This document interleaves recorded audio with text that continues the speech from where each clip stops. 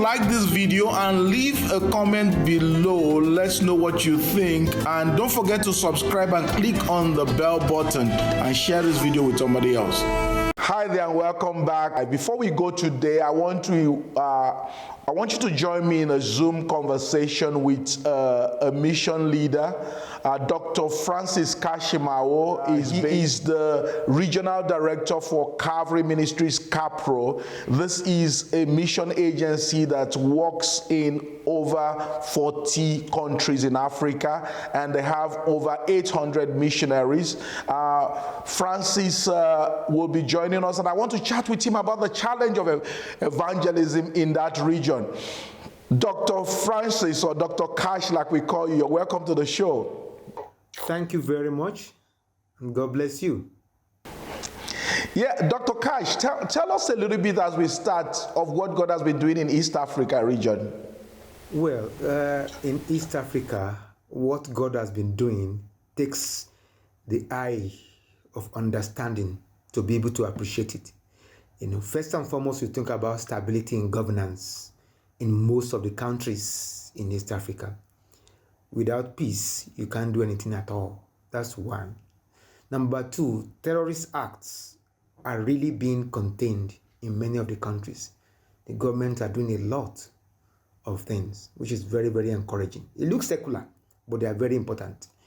There's increasing regional cooperation in movements and trade within the region. For example, Kenya, Uganda, and Rwanda are having a good way out.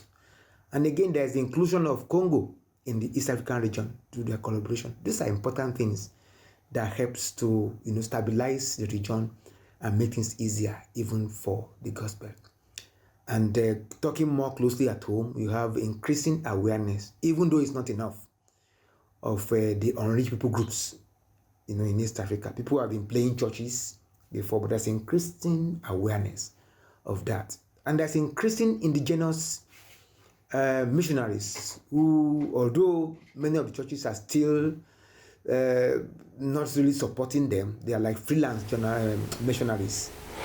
Cash, in your opinion, what would you say is the state of evangelism in East Africa? There is still a lot to be done in East Africa.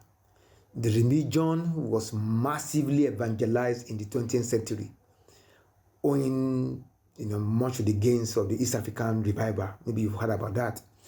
And the subsequent moves of godly people, of God, especially among university students in the 70s and 80s. However, missionary awareness is still, grossly inadequate. As a result of this, very little focus, not enough focus is on the UPG. But that's the state generally. There's church, practicing church per se. There's a difference between church and pushing forward the frontiers. It's the pushing forward the frontiers that one is more interested about, so that you can have the return of the Lord. In your opinion, Dr. Cash, what are some of the challenges you feel are facing the work of reaching the unreached in East Africa? Number one, there needs to be sustained mobilization within the churches. Mobilization for mission, awareness, and mobilizing men to come up. That is needful, because awareness that people can be involved in missions as a church body, not just individuals who come out as freelance, but as a church body, that awareness needs to be sustained in terms of mobilization. Number two, there is not enough effective partnership and networking among churches. That can be improved on. There are, which I can give you examples later on, but definitely there seem to be more of agencies and organizations that collaborate missions. For example, in some of the other countries I know, we may have a national body of mission organizations. Some of them are still yet not formed at all. It's just church-based. So effective partnership needs to be improved. There is still, number three, is the unhealthy dependence on Western and external funding, rather than developing local resources to fund missions activities. That's important. Local initiative. Yes, it may not be enough. We may have, as a body of Christ, from everywhere to everywhere, people, coming in to help. But you have to look inward and Go ahead and do something with little you have, not waiting for, or being dependent. Depend primarily on the Lord, and whatever space He gives you to work on, you work on it. So there is that kind of dependence on. If there is no partnership with the Western world, there is no mission. That's not correct. You can have much more people with the little they have going to places to work. These are challenges. There needs a lot of awakening in that. Then there's a need for Bible discipleship. It's not just playing church. Speaking the right jargon. Deep biblical understanding of discipleship, followership of the Lord. That's important. Followership of the Lord. Lord determining and experience like that is needful, because you can't fight an unseen army if you don't have the Lord as your leader. You must look at everything and see through Him and follow Him daily. Carrying your cross and then following the Lord every day. That is necessary. So that depth of discipleship needs to be improved on. Those are the 4 main challenges I can quickly think of, and they are very key. So Dr. Kash, what are the needs in your opinion? Yes. One of the major needs that you have is to have mission training. Mission training is not the same thing as Bible school.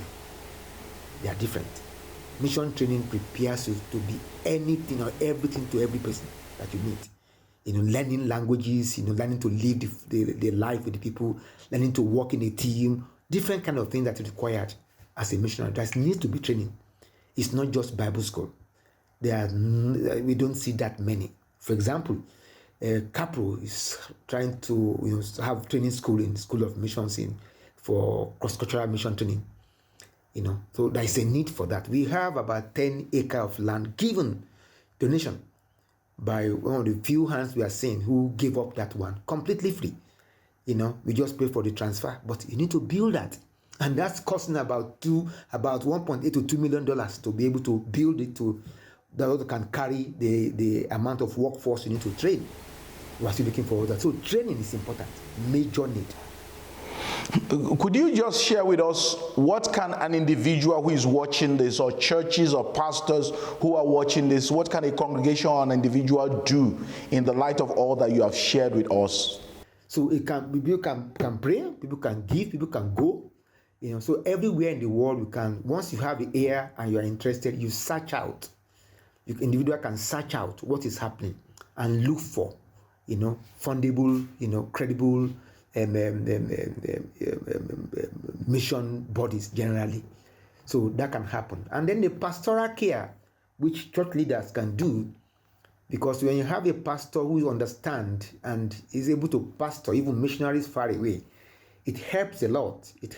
So individuals can be involved in different areas. Another one is that, for example, national leaders in all the countries can be part of what will ease out visas for those who are going to work in, because we are going to have people coming from within East Africa and beyond East Africa, even up to who may want to come in as missionaries.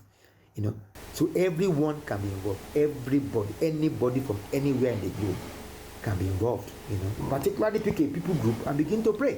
Thank you so much, Dr. Kash. Thank you so much. That's been Dr. Francis Kashimawo, Regional Director for East Africa with CAPRO. Thank you so much for joining us. And thank you so much for having me. I'm so glad to talk about the kingdom and finding the lost sheep, and bring them home and hastening the return of the Lord, which is quite imminent.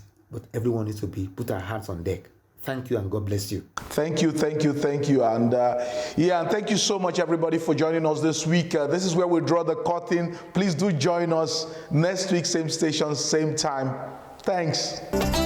Please like this video and leave a comment below. Let's know what you think. And don't forget to subscribe and click on the bell button and share this video with somebody else. Next week on Chimstock Africa.